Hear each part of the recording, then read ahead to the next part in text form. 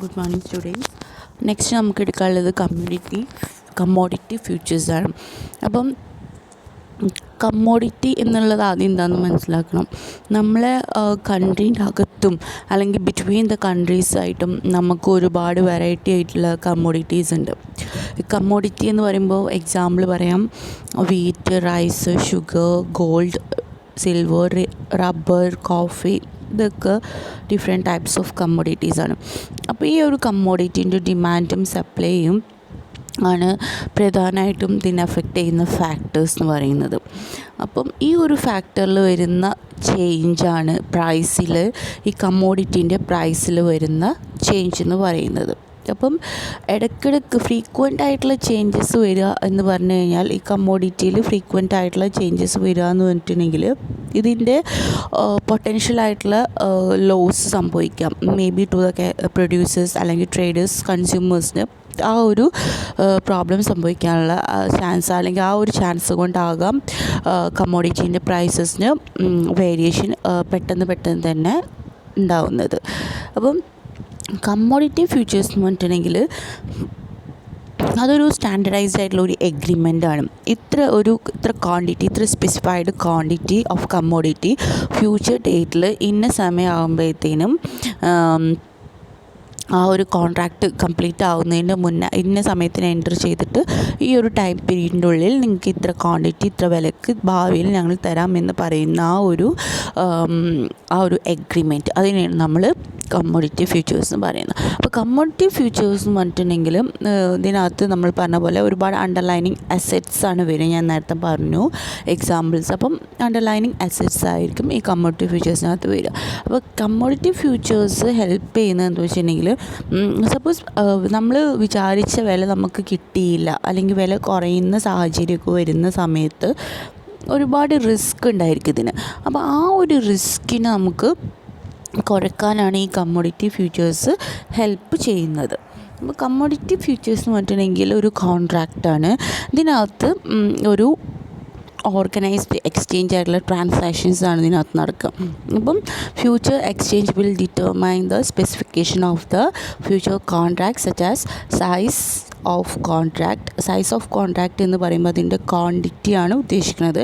പിന്നെ അതുപോലെ തന്നെ quality of commodity, delivery date, time and mode etcetera.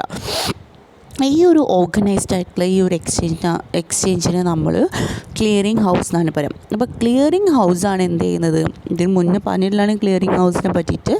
ബയ്യറും സെല്ലറും തമ്മിലുള്ള ഈ ഒരു കോൺട്രാക്റ്റിൻ്റെ ഇടയിലുള്ള ഒരു ഇൻ്റർമീഡിയറി ആയിട്ടാണ് ക്ലിയറിംഗ് ഹൗസ് വർക്ക് ചെയ്യുന്നത്. അപ്പോൾ ഇവർ തമ്മിലുള്ള ആ ഒരു ലിങ്ക് അല്ലെങ്കിൽ ഈ ഒരു ട്രാൻസാക്ഷനെ ഫുൾഫിൽ ചെയ്യാൻ വേണ്ടിയിട്ട്, ഈ ഒരു കമ്മോഡിറ്റി ഡെലിവർ ചെയ്യാനും അതിൻ്റെ കമ്മോഡിറ്റിക്ക് വേണ്ടിയിട്ടുള്ള ആ ഒരു പേയ്മെൻറ്റ് തിരിച്ചു കൊടുക്കാനും ഈ ഒരു അഗ്രിമെൻറ്റ്, ഈ ഒരു കോൺട്രാക്റ്റ് ഫുൾഫിൽ ചെയ്യാൻ വേണ്ടിയിട്ട് നമ്മൾക്ക് ക്ലിയറിംഗ് ഹൗസ് ഹെൽപ്പ് ചെയ്യുന്നുണ്ട്. ഇനി കമ്മോഡിറ്റി ഫ്യൂച്ചർ ട്രേഡിങ് നടന്നിരുന്നത് എങ്ങനെയെന്നുള്ളതിൻ്റെ ഒരു പിക്ചറൈസ്ഡ് ഫോമാണ് നിങ്ങൾ കാണുന്നത്. ഈ ഒരു രീതിയിലായിരുന്നു കമ്മോഡിറ്റി ഫ്യൂച്ചർ ട്രേഡിങ് നടക്കാറുള്ളത്. ഓക്കെ, ഇനി നെക്സ്റ്റ് എന്താണ് കമ്മോഡിറ്റി ഫ്യൂച്ചേഴ്സിൻ്റെ ഫീച്ചേഴ്സ് എന്തൊക്കെയാണെന്നുള്ളത് നോക്കാം. All the commodity cannot be traded at commodity stock exchange. എല്ലാ കമ്മോഡിറ്റി എന്ത് ചെയ്യാൻ പറ്റില്ല, ഇതിനകത്ത് സ്റ്റോക്ക് എക്സ്ചേഞ്ചിൽ ട്രേഡ് ചെയ്യാനുള്ളൊരു പോസിബിലിറ്റി ഇല്ല. പിന്നെ നേരത്തെ പറഞ്ഞതിന് രണ്ടാമത്തേത്, അതിന് ഏതൊരു പ്രൊഡക്റ്റ് ആണെങ്കിലും ആ ഒരു കമ്മോഡിറ്റിക്ക് മാർക്കറ്റിനകത്ത് പ്രോപ്പർ ഡിമാൻഡും സപ്ലൈ ഉണ്ടായിരിക്കണം. അതിൻ്റെ പ്രോപ്പർ കണ്ടീഷൻസും കാര്യങ്ങളും ഉണ്ടെങ്കിൽ മാത്രം, അതായത് ഒരു റിസ്ക് ഉണ്ടാവാൻ, ഇപ്പോൾ ഗോൾഡൊക്കെ, സിൽവർ, ഇങ്ങനത്തെ സാധനങ്ങൾ, അരി, കോഫി, ഇതൊക്കെ എന്ന് വെച്ച് കഴിഞ്ഞാൽ അതിൻ്റേതായിട്ടുള്ള ചില സാഹചര്യങ്ങളിൽ ഡിമാൻഡ് കൂടാനും കുറയാനും ഒക്കെ ഉള്ള ചാൻസസ് ഉണ്ട്. നമുക്കൊരിക്കലും പ്രെഡിക്റ്റ് ചെയ്യാൻ പറ്റില്ല. സോ അങ്ങനെ ഒരു എന്താ പറയുക, ഒരു റിസ്ക് ഉണ്ടാവാൻ ചാൻസ് ഉള്ള ഒരു സംഭവം, അതാണ് നമ്മൾ പ്രധാനമായിട്ടും ഈ ഒരു സ്റ്റോക്ക് എക്സ്ചേഞ്ചിൽ വരുന്ന കമ്മോഡിറ്റീസ് എന്ന് പറയുന്നത്. അതുപോലെ തന്നെ കമ്മോഡിറ്റീസ് ഒരു സ്റ്റാൻഡേർഡ് കോൺട്രാക്റ്റിൽ ഫ്രെയിം ചെയ്യണം. അത് ആ കമ്മോഡിറ്റി ഒരു ഹോമോജീനിയസ് ആയിരിക്കണം, അതായത് ഒരുപോലെ ഉള്ളത് ആയിരിക്കണം. പലതും പല രീതിയിലുള്ള ഒരവസ്ഥയിലുള്ളത് ആവാൻ പാടില്ല. അതുപോലെ തന്നെ commodities should be free from government restrictions and control. ഗവൺമെൻറ്റിൻ്റെ തടസ്സങ്ങളും നിയന്ത്രണങ്ങളും ഒന്നും ഉണ്ടാവാൻ പാടില്ല നമ്മൾ ട്രേഡ് ചെയ്യുന്ന കമ്മോഡിറ്റിക്ക്. അത്തരത്തിലുള്ള തടസ്സങ്ങളൊക്കെ ഉണ്ടെന്നുണ്ടെങ്കിൽ നമുക്ക് ആ പ്രോഡക്റ്റ് ട്രേഡ് ചെയ്യാൻ പറ്റില്ല. അതുപോലെ തന്നെ കമ്മോഡിറ്റീസ് എപ്പോഴും നമുക്ക് ട്രേഡ് ചെയ്യുന്ന കമ്മോഡിറ്റീസ് നമുക്ക് സ്റ്റോർ ചെയ്യാൻ പറ്റണം.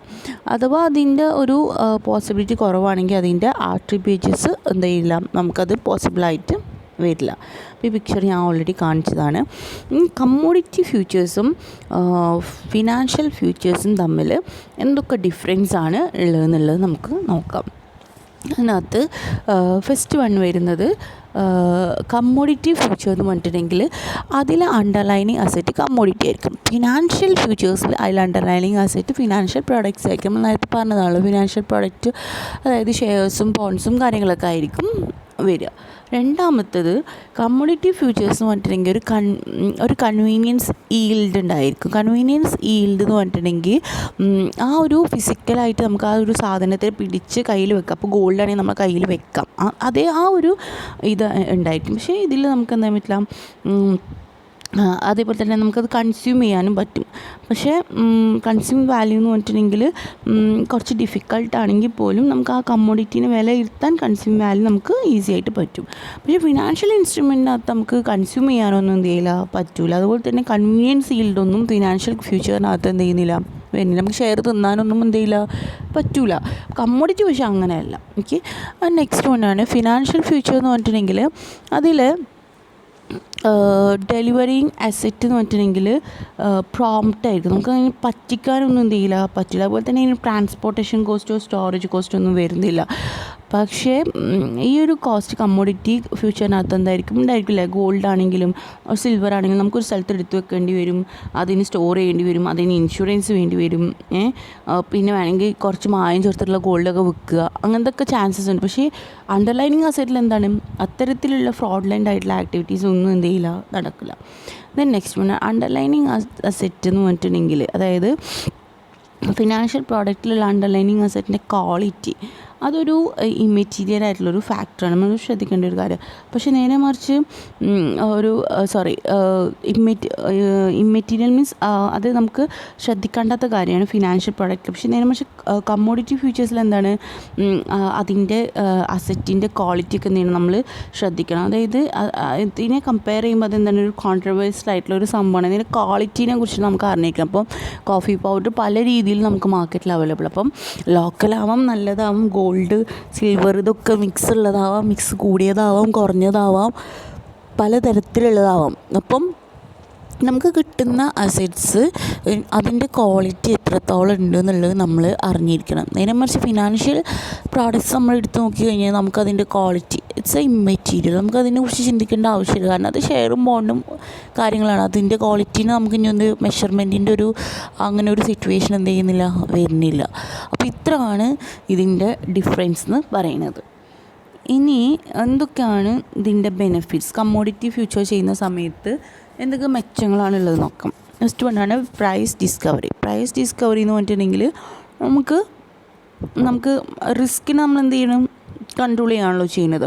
അപ്പം നമുക്ക് എന്താ പറയുക, ഒരുപാട് ലാർജ് നമ്പർ ഓഫ് ഫ്യൂച്ചർ കോൺട്രാക്റ്റൊക്കെ നമുക്ക് കിട്ടുകയാണ്. ഇപ്പോൾ ഫാർമേഴ്സിൻ്റെയും പ്രൊഡ്യൂസേഴ്സിനൊക്കെ കയ്യിൽ നിന്ന് കിട്ടുകയാണെങ്കിൽ ആ ഒരു പ്രൈസിൻ്റെ റിസ്ക് അതിൻ്റെ ആ ഒരു സംഭവത്തിന് നമുക്ക് എന്ത് ചെയ്യാൻ പറ്റും, മാനേജ് ചെയ്യാൻ വേണ്ടിയിട്ട് ഈസി ആയിട്ട് പറ്റും. രണ്ടാമത്താണ് reducing season and volatility. Season സമയത്ത് വരുന്ന ഡിമാൻഡിങ് സപ്ലൈയിൽ വരുന്ന ഫ്യൂച്ചർ മാർക്കറ്റിൽ വരുന്ന ചേഞ്ചസ്, ഈ ഒരു സമയത്ത് വരുന്ന പ്രൈസ് കമ്മോഡിറ്റിയിൽ വരുന്ന ചേഞ്ചിനെ നമുക്ക് റെഡ്യൂസ് ചെയ്യാനും സീസണൽ വോളാറ്റിലിറ്റി ഉണ്ടാകുന്ന സമയത്തുള്ള ആ ഒരു റിസ്കിന് നമുക്ക് റെഡ്യൂസ് ചെയ്യാൻ ഈസി ആയിട്ട് പറ്റും. അതുപോലെ തന്നെ ഫാസ്റ്റർ ഡിസെമിനേഷൻ ഓഫ് ഇൻഫർമേഷൻ, നമുക്ക് കുറച്ചുകൂടി ഈസി ആയിട്ട് മാർക്കറ്റിലായെന്ന് തോന്നുന്നു നമുക്ക് കുറച്ചുകൂടി ഈസി ആയിട്ട് ഇൻഫർമേഷൻസൊക്കെ കിട്ടും. അതായത് പ്രൈസിൻ്റെ ഇൻഫർമേഷൻ ആണെങ്കിലും ജോഗ്രഫിക്കൽ ഏരിയാസിൽ ഏത് ഭാഗത്തുള്ള ഒരു ഏരിയ എടുത്ത് നോക്കി കഴിഞ്ഞ് കഴിഞ്ഞാൽ നമുക്ക് ഈസി ആയിട്ട് നമുക്ക് അതിൻ്റെ ഇൻഫർമേഷൻസൊക്കെ കിട്ടാൻ ഹെൽപ്ഫുള്ളാണ്. അതുപോലെ തന്നെ റെഡ്യൂസിങ് കോസ്റ്റ് ഓഫ് ക്രെഡിറ്റ്, നമുക്ക് ഫ്യൂച്ചർ മാർക്കറ്റ് എന്ന് പറഞ്ഞിട്ടുണ്ടെങ്കിൽ നമുക്ക് കുറച്ചുകൂടി പ്രൈസ് കമ്മോഡിറ്റിൻ്റെ പ്രൈസ് കുറച്ചുകൂടി സെർട്ടനിറ്റി കൂട്ടുക ചെയ്യുന്നത്. കാരണം എന്താ വെച്ചിട്ടുണ്ടെങ്കിൽ ഫിനാൻഷ്യൽ ഇൻസ്റ്റിറ്റ്യൂഷൻസോ ബാങ്ക്സൊക്കെ എന്ത് ചെയ്യുന്നുണ്ട്, കുറച്ചുകൂടി കംഫർട്ടബിൾ ആയിട്ടുള്ള രീതിയിലാണ് ഫാർമേഴ്സിനും പ്രൊഡ്യൂസേഴ്സിനും ഒക്കെ റേറ്റ് ഓഫ് ഇൻട്രസ്റ്റ് ഈടാക്കുന്നത്. അതുകൊണ്ട് തന്നെ നമുക്ക് നമുക്ക് കുറച്ചുകൂടി കംഫർട്ടബിൾ ആയിട്ടുള്ള രീതിയിലാണ് നമുക്ക് ഈ ഒരു കമ്മോഡിറ്റി ഫ്യൂച്ചേഴ്സിൽ നമുക്ക് ട്രേഡ് ചെയ്യാൻ പറ്റുക. കാരണം ക്രെഡിറ്റിൻ്റെ ആ ഒരു നഷ്ടം എന്ത് ചെയ്യുന്നില്ല, നമുക്ക് കുറച്ചുകൂടി കുറവായിരിക്കും, അതിൻ്റെ കോസ്റ്റ് കുറച്ചുകൂടി കുറവായിരിക്കും. കാരണം ഇൻട്രസ്റ്റ് റേറ്റ് നമുക്കറിയാം, കാർഷിക ലോണ് അത് ഇത് എന്നൊക്കെ പിന്നെ ഗവൺമെൻറ് ഒരുപാട് ഇതുകൾ പ്രൊവൈഡ് ചെയ്യുന്നുണ്ട്. അപ്പം നമുക്ക് അത്രയും കുറഞ്ഞ രീതിയിലായിരിക്കും അതുണ്ടാവുക. പിന്നെ മോർ എഫിഷ്യൻറ്റ് ഫിസിക്കൽ മാർക്കറ്റ്സ്. ഈ ഫ്യൂച്ചർ മാർക്കറ്റിൻ്റെ പ്രസൻസ് ഉള്ളതുകൊണ്ട് തന്നെ നമുക്ക് physical market means commodity market കുറച്ചും കൂടി എഫിഷ്യൻ്റ് ആയിരിക്കും. കാരണം കണ്ടിന്യൂസ് ആയിട്ടുള്ള പ്രൈസ് കൊട്ടേഷനൊക്കെ ചില സെൻറ്റേഴ്സിലുണ്ടെങ്കിൽ കൂടി അത് ഒരു പ്രൈസിനെ നമുക്ക് കൺവേർജൻസ് ചെയ്യാൻ കുറച്ചുകൂടി ഈസി ആയിട്ട് പറ്റും. അതുകൊണ്ട് തന്നെ പ്രൈസിൽ വരുന്ന ഡിഫറെൻറ്റ് ലൊക്കേഷനിൽ വരുന്ന പ്രൈസിൻ്റെ ആ ഒരു വേരിയേഷൻ ഫിസിക്കൽ മാർക്കറ്റിലുള്ളത് നമുക്ക് കുറച്ചുകൂടി ഡെലിവറി കോസ്റ്റിനൊക്കെ നമുക്ക് ഡിഫറെൻ്റ് ആണെങ്കിൽ കൂടിയിട്ട് നമുക്കത് കുറച്ചുകൂടി ഹെൽപ്ഫുള്ളായി കുറച്ചുകൂടി എഫിഷ്യൻ്റായിട്ട് നമുക്കത് ഹാൻഡിൽ ചെയ്യാൻ വേണ്ടിയിട്ട് പറ്റും. അടുത്താണ് ഡെവലപ്മെൻറ്റ് ഓഫ് ദ ഇക്കോണമി. നമ്മളെ ഗവൺമെൻറ്റിൻ്റെ റവന്യൂ കുറച്ചുകൂടി സ്റ്റെബിലൈസ് ചെയ്യാൻ വേണ്ടിയിട്ട്, അതുപോലെ തന്നെ കമ്മോഡിറ്റി ഫ്യൂച്ചേഴ്സിൻ്റെ ഈ ഒരു പ്രൈസിൻ്റെ പ്രൊട്ടക്ഷനും ഇതൊക്കെ എന്ത് ചെയ്യുന്നുണ്ട്, നമ്മളെ ഗവൺമെൻറ്റിനെ ഒരു തരത്തിൽ നമ്മളൊരു തരത്തിൽ സപ്പോർട്ട് ചെയ്യും. കാരണം നമ്മൾ ഇക്കോണമീനെ ഡെവലപ്പ് ചെയ്യാൻ വേണ്ടിയിട്ട് നമ്മൾ എന്ത് ചെയ്യുന്നുണ്ട്, ഗവൺമെൻറ്റിനെ സപ്പോർട്ട് ചെയ്യണം. കാരണം മിനിമം പ്രൈസിൻ്റെ സപ്പോർട്ടൊക്കെ ഉണ്ടായിട്ട് സബ്സിഡിയൊക്കെ കൊടുത്തിട്ട് എന്ത് ചെയ്യുക, നമ്മൾ ഗവൺമെൻറ്റിനെ മാക്സിമം സപ്പോർട്ട് ചെയ്യുകയാണ് ചെയ്യുന്നത്. അടുത്താണ് future pay outs or profit or loss.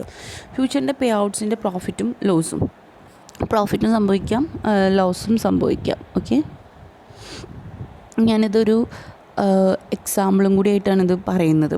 ആദ്യം പേ ഓഫ് എന്താണെന്ന് മനസ്സിലാക്കുക. പേ of refers to cash realized by the trader in derivatives at the end of its life.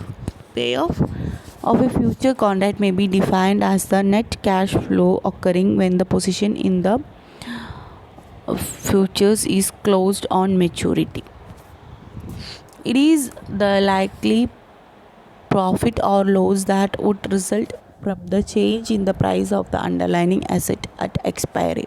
This payoff simply means profit or loss from derivative trading. അതായത് നമ്മൾ ഈ trading നടത്തുന്ന സമയത്ത് ഈ ഡെറിവേറ്റീവ്സിൽ trading നടത്തുന്ന സമയത്ത് നമുക്കൊന്നെങ്കിൽ നഷ്ടമായിരിക്കും അല്ലെങ്കിൽ ലാഭമായിരിക്കും.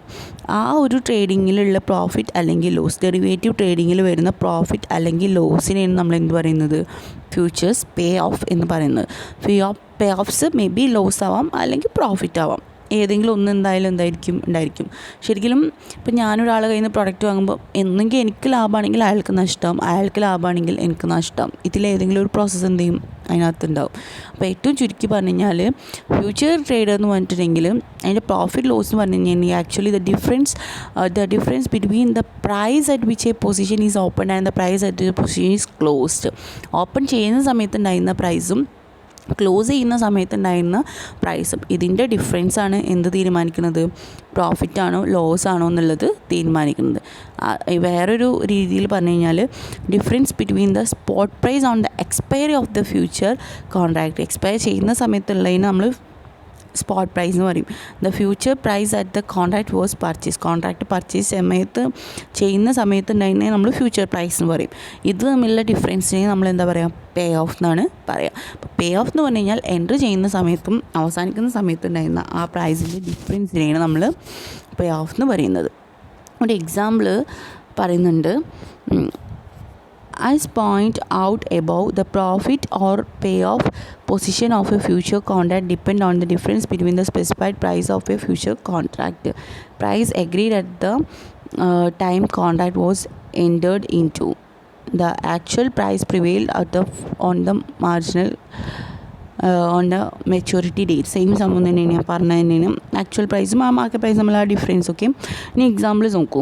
If an investor has purchased a future contract in Hindustan Unilever at the rate of 300 റുപ്പീസിനൊരു ഫ്യൂച്ചർ കോൺട്രാക്ട് പർച്ചേസ് ചെയ്തു. ഓൺ കോൺട്രാക്ട് ഈസ് ഫോർ 500 ഷെയർസിന് വേണ്ടിയിട്ടായിരുന്നു. ദ വാല്യൂ ഓഫ് ദ കോൺട്രാക്ടിൻ്റെ വാല്യൂ എന്ന് പറഞ്ഞാൽ 300 into 500, that is 1,50,000. Okay, now on the maturity date the rate is 310. 310 രൂപയായി അതിൻ്റെ വില. സോ അതിൻ്റെ കോൺട്രാക്റ്റിൻ്റെ റേറ്റ് എന്തായി? 1,55,000 രൂപയായി. കാരണം 300 ഇൻറ്റു 310 ആയി, 500 ഇൻറ്റു 310 ആയി നമ്മൾ ഇൻറ്റു ചെയ്യുമ്പോൾ ആദ്യം നമ്മൾ 500 ആയതുകൊണ്ട് 300 ആയതുകൊണ്ട് 500 ഇൻറ്റു 300 ചെയ്തത്. പിന്നെ അത് കൂടി 310 ആയപ്പോൾ നമുക്ക് അതിൻ്റെ വില 300 എന്നുള്ളത് മാറിയിട്ട് 310 ആയിട്ട് നമ്മൾ 500 ഇൻറ്റു ചെയ്യുകയും ചെയ്തു. അപ്പോൾ അയാൾ പ്രോഫിറ്റ് എന്ന് പറയുന്നത് എത്ര രൂപയായി? 5,000 രൂപയാണ്. കാരണം എന്താണ്? ആദ്യം അയാൾക്ക് 1,50,000 ആയിരുന്നു ഉണ്ടായിരുന്നത്, അതിന് 1,55,000 ആയി. So the difference is the 5,000 is the profit. അതേപോലെ തന്നെ വേറൊരു എക്സാമ്പിൾ, അതിൻ്റെ റേറ്റ്, ഈ സെയിം സാധനത്തിൻ്റെ റേറ്റ് തന്നെ 296 രൂപ ആയിട്ട് കുറഞ്ഞു. 300 രൂപക്ക് വാങ്ങിയ സാധനം 296 രൂപയായി. 296 രൂപ എന്ന് പറയുമ്പോൾ എന്ത് സംഭവിച്ചു? അവിടെ നഷ്ടം സംഭവിച്ചു. അയാൾക്ക് നഷ്ടമായി. 2,000 രൂപ എന്തായി? അയാൾക്ക് നഷ്ടമായിട്ട് വന്നു. അപ്പോൾ 2,000 രൂപ മീൻസ് 500 ഇൻറ്റു 4 ആ ഒരു രീതിയിലേക്ക് നഷ്ടമായിട്ട് അയാൾക്ക് എന്ത് ചെയ്യും? വന്നു. അപ്പോൾ ഈ ഒരു ഇൻവെസ്റ്റർക്ക് ഇനീഷ്യലി കിട്ടിയ ആ ഒരു പ്രോഫിറ്റ് എന്ത് ചെയ്യില്ല, പിന്നെ കിട്ടില്ല. അപ്പം അങ്ങനെ ആകുമ്പം ഇത് 5,000-നും 2,000 ആയിട്ടുള്ള രണ്ട് രീതിയിലായിട്ടുള്ള പ്രോഫിറ്റ് വന്നത് 5,000-ഉം നഷ്ടം വന്നത് 2,000-ഉം. ഈ ഒരു രീതിയിലാണ് ഇപ്പോൾ ഇത് വന്നിട്ടുള്ളത്. അപ്പം ഈ ഒരു സംഭവം നമ്മൾ ഇങ്ങനെ സമ്മറൈസ് ചെയ്തിട്ടുള്ള താഴത്ത് നോക്കൂ. ഫോർ ലോങ് ഇൻവെസ്റ്റർ പ്രോഫിറ്റ് എന്ന് പറഞ്ഞിട്ടുണ്ടെങ്കിൽ spot price at the maturity minus future price, loss പറഞ്ഞിട്ടുണ്ടെങ്കിൽ future price minus spot at the maturity. ഈ എക്സാമ്പിൾ വെച്ചിട്ട് നിങ്ങൾക്ക് നോക്കിയാൽ മനസ്സിലാക്കാൻ പറ്റും. 1,50,000 ആയി, അത് 1,55,000 ആയപ്പോൾ അത് ആദ്യത്തെ വന്നു. ലോസ് വരുന്ന സമയത്ത് നേരെ ഓപ്പോസിറ്റായിട്ട് വരും.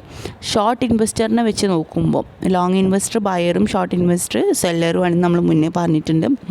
അപ്പോൾ അതങ്ങനെ വെച്ച് നോക്കുമ്പോൾ അയാളെ സംബന്ധിച്ചിടത്തോളം പ്രോഫിറ്റ് ഫ്യൂച്ചർ പ്രൈസ് എന്ന് പറഞ്ഞിട്ടുണ്ടെങ്കിലും future price minus spot price at maturity ആയിട്ട് വരും. നേരെ ഉൾട്ട വരും.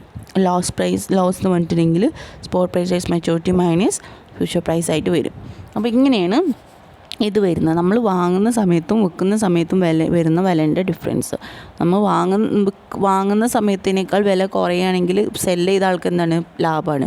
നമുക്ക് എന്തായിരിക്കും? നഷ്ടമായിരിക്കും. നേരെ ഉൾട്ടാണെങ്കിൽ നമുക്ക് ലാഭമായിരിക്കും, അവർക്ക് നഷ്ടമായിരിക്കും. അതായത് ലോങ് ഇൻവെസ്റ്ററും ഷോർട്ട് ഇൻവെസ്റ്ററും എങ്ങനെ തല തിരിച്ച് വരാനുള്ള കാരണം അയാളെ പ്രോഫിറ്റ് ഇയാളെ ലോസും, ഇയാളെ ലോസും അയാളെ പ്രോഫിറ്റും ആയിട്ടാണ് നമ്മൾ ഇക്വേഷൻ പറയുക. ഇനി നെക്സ്റ്റ് വരുന്നത് പേ ഓഫ് ഡയഗ്രാം. ഈ ഒരു സംഭവത്തിന് നമ്മളെങ്ങനെ ഡയഗ്രാമായിട്ട് നമുക്ക് നോക്കാമെന്നല്ല നോക്കുക. A convenient way to know what happens with future strategies as a value of a underlining asset changes to is a construct a profit or loss diagram. The diagram is known as payoff diagram. ഈ പ്രോഫിറ്റിനെയും ലോസിനെയും നമ്മൾ ഡയഗ്രാമാറ്റിക്കലി represent ചെയ്യുന്നതിന് നമ്മൾ profit or loss diagram എന്ന് പറയുന്നത്. അതിൻ്റെ പേ of ഡയഗ്രമാണ് കാണിക്കുന്നത്. നോക്കി നിങ്ങൾക്ക് മനസ്സിലാക്കാൻ പറ്റും. ഹൊറിസോണ്ടലായിട്ട് കാണിക്കുന്നത് നേരെ ലൈനായിട്ട് കാണിക്കുന്ന ആ ഒരു സംഭവത്തിനെയാണ് നമ്മൾ അണ്ടർലൈനിങ് അസറ്റിൻ്റെ ആ ഒരു ഇതിനെ പറയുന്നത്. അപ്പം വെർട്ടിക്കലായിട്ട് കാണിക്കുന്നതിനെ നമ്മൾ പ്രോഫിറ്റ് ആൻഡ് ലോസ് എന്ന് പറയും. അപ്പം ഹൊറിസോണ്ടലായിട്ട് ഇവിടെ കാണിക്കുന്നത് ഡിക്രീസ് ഇൻക്രീസ് പ്രൈസ് എന്ന് പറഞ്ഞിട്ട് കാണിക്കുന്ന ആ ഒരു കുത്തനുള്ള ലൈനില്ലേ, അതിനെയാണ് നമ്മൾ ഹൊറിസോണ്ടൽ ലൈൻ എന്ന് പറയുന്നത്. വെർട്ടിക്കൽ ലൈനായിട്ടാണ് നേരെ നിവർന്നിട്ടുള്ള ആ പ്രോഫിറ്റ് ലോസ് രീതിയാണ് നമ്മൾ വെർട്ടിക്കൽ ലൈൻ എന്ന് പറയുന്നത്. അപ്പം ഇതാണ് ഇപ്പോൾ ഷോ ചെയ്യുന്ന പിക്ചർ. അപ്പോൾ ഇതിനകത്ത് നമുക്ക് മനസ്സിലാക്കാൻ പറ്റും, ഈ ഒരു ഇതിനെ മേലോട്ട് പോയി കഴിഞ്ഞാൽ പ്രോഫിറ്റാണ്, താഴേക്കാണ് കുത്തനെ വരികയാണെങ്കിൽ അതിന് നമ്മൾ ലോസായിട്ട് നമ്മൾ പറയും. Okay. When the payoff of the future contract is plotted on the graph, it appears as a straight line. നമ്മൾ പേ ഓഫിന് നമ്മൾ ഫ്യൂച്ചർ കോൺട്രാക്റ്റിൽ നമ്മൾ പ്ലോട്ട് ചെയ്യുന്ന സമയത്ത് അതിന് നമ്മൾ സ്ട്രെയിറ്റ് ലൈറ്റ് ആയിട്ടാണ് പറയാം. ഇപ്പോൾ ഞാൻ ജസ്റ്റ് പറഞ്ഞിട്ടുള്ളത് നിങ്ങൾക്ക് എങ്ങനെയാണ് ഈ പേ ഓഫ് ഡയഗ്രാം എന്താണ്. ഇതിപ്പോൾ നമ്മൾ പറഞ്ഞ സംഭവത്തിനെ റെപ്രസെൻറ്റ് ചെയ്തില്ല, ജസ്റ്റ് ഇങ്ങനെ പിക്ചറൈസ് ചെയ്ത് കാണിച്ചിട്ടുള്ളൂ. ഇനി ഈ ഒരു പേ ഓഫിനെ നമ്മൾ ബയർ ആംഗിളിൽ നിന്ന് നോക്കുമ്പോഴും എങ്ങനെ അത് കാണിക്കും എന്നുള്ളതും സെല്ലർ ആംഗിളിൽ എങ്ങനെ ഇതിനെ ഡയഗ്രാമാറ്റിക്കലി റെപ്രസെൻറ്റ് ചെയ്യും എന്നുള്ളതിൻ്റെ എക്സാമ്പിൾസ് ഞാൻ നെക്സ്റ്റ് ക്ലാസ്സിൽ നിങ്ങൾക്ക് മെൻഷൻ ചെയ്തിട്ടുണ്ട്. പേ ഓഫിൻ്റെ ബയറും സെല്ലറും. ബയർ എന്ന് പറഞ്ഞു കഴിഞ്ഞാൽ നമുക്കറിയാം ലോങ് ഇൻവെസ്റ്ററാണ്. സെല്ലർ എന്ന് പറഞ്ഞിട്ടുണ്ടെങ്കിൽ ഷോർട്ട് ഇൻവെസ്റ്ററാണ്. അപ്പോൾ ഇവർ രണ്ടുപേരും ഇനി എങ്ങനെയാണെന്നുള്ളത് നമുക്ക് നെക്സ്റ്റ് ക്ലാസ്സിൽ അതിൻ്റെ ഒരു ഡയഗ്രാമാറ്റിക്കലി റെപ്രസെൻറ്റേഷൻ എങ്ങനെയാണ് സെയിം ഇത് വെച്ചിട്ട് നമുക്ക് എങ്ങനെയാണ് ചെയ്യാമെന്നുള്ളത് നെക്സ്റ്റ് ക്ലാസ്സിൽ നോക്കാം. Okay, thank you.